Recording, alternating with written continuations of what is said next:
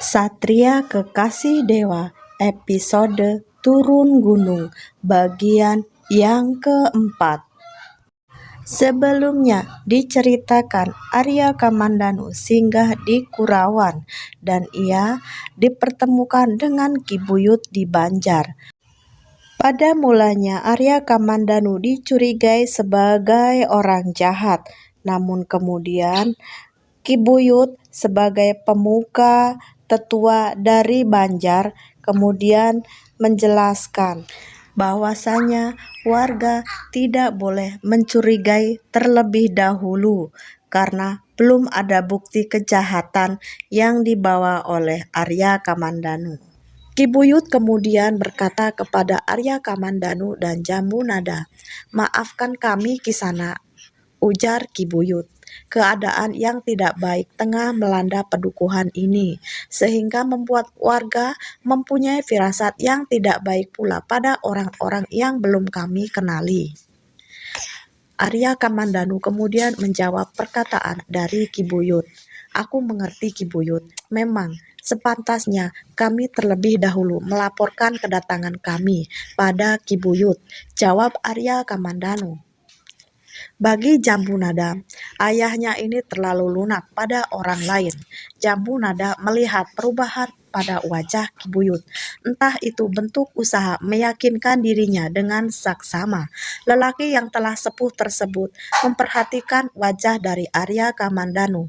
Tidak hanya Jambunada, warga yang berada di Banjar seketika itu kaget saat mendapati lelaki sepuh tersebut menjatuhkan tubuhnya sembari menyembah.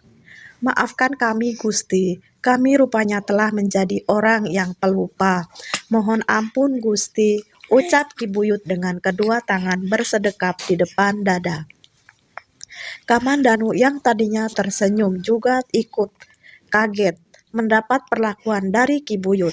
Ia berusaha membangunkan Ki Buyut yang masih saja menunduk. Sementara itu warga yang masih dicekam keheranan melihat tingkah dari Ki Buyut, sehingga lelaki yang ditunjuk sebagai pemimpin tersebut tertunduk sembari menyembah. Ki Buyut kemudian mengalihkan pandangannya kepada semua warga yang merasa keheranan. "Berikanlah penghormatan kepada Gusti Kamandanu. Orang-orang yang berada di Banjar itu rata-rata masih muda. Beberapa saja yang mungkin sebaya dengan Arya Kamandanu, termasuk pemilik Pondok Pekarangan Empu Hanggareksa. Mereka yang masih berumur itulah yang mendengar ucapan Ki Buyut segera memberikan penghormatan dengan membukukan tubuh, menunduk dalam-dalam, sedangkan yang masih muda masih merasa keheranan. Kamandanu sangat terharu dengan semua penghormatan yang ia dapat. Ia tak menyangka bahwa ia masih memiliki tempat di hati warga pendukuhan Kurawan. Ki Buyut kemudian menjelaskan kepada warga bahwasanya Arya Kamandanu merupakan Panglima Majapahit. Masih dengan sikap hormat, Ki Buyut berkata, Ki Buyut berusaha memberikan penjelasan bahwa Arya Kamandanu merupakan putra dari mendiang Empu Hanggareksa. "Bukankah kalian sering mendengar nama Empu Hanggareksa dari orang tua kalian? Beliau adalah putra asli tanah ini yang membawa harum nama Kurawan. Beliau adalah putra Kurawan yang turun langsung membantu Gusti Sang Rama Wijaya membangun Majapahit." Sedikit banyak mereka-mereka yang masih muda mendengar cerita dari orang tua bahwa dari tanah Kurawan terdapat nama yang harum di kalangan bumi Majapahit. Bahkan hampir segenap penjuru Majapahit mengenal siapa itu Arya Kamandanu. Dengan serentak mereka semua yang ada di Banjar memberikan penghormatan. Tidak ada yang berani bersuara. Semuanya hening menguasai sekitar Banjar. Jambunada yang berdiri di belakang Arya Kamandanu tersenyum-senyum. Ia merasa puas. Lidahnya yang sudah geram untuk mengatakan kepada orang-orang Banjar itu bahwasanya memang demikian seharusnya yang dilakukan oleh orang-orang Kurawan. Seharusnya mereka semua menghormati kehadiran Arya Kamandanu. namun tidak bagi Arya Kamandanu. Arya Kamandanu terpaku cukup lama, dibuai oleh keharuan. Ia tidak dapat membiarkan suasana seperti ini berlangsung lebih lama. Baginya, Arya Kamandanu bukanlah siapa-siapa. Bahkan dirinya menganggap bahwa pribadinya bukanlah sifat kesatria. Ia hanyalah seorang pengecut yang bersembunyi di balik Gunung Arjuna. Saya ucapkan terima kasih atas perlakuan Ki Buyut bersama warga terhadap saya.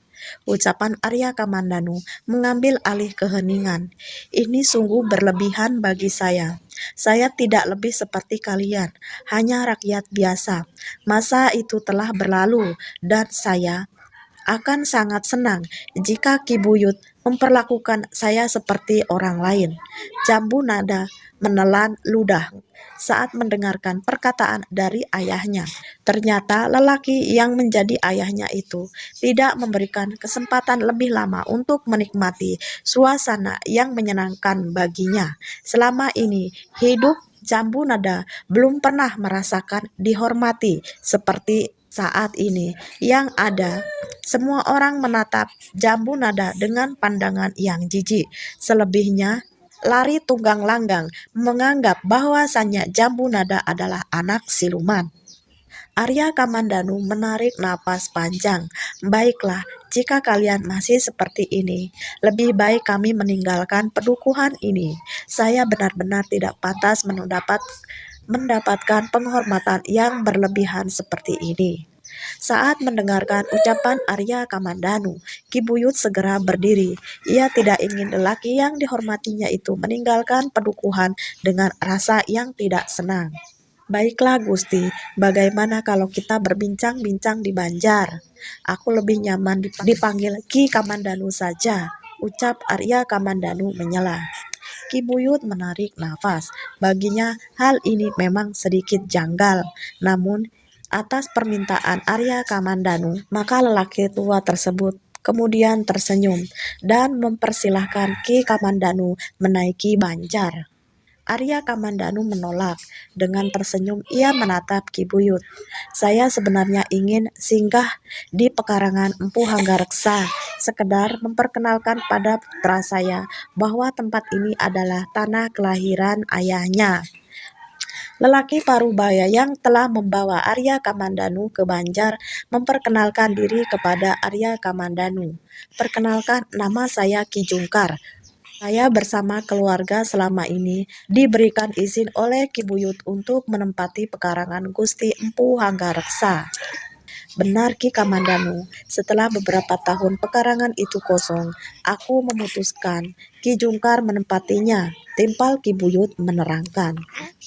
Marilah ke sana Ki, ajak Ki Jungkar dengan ramah.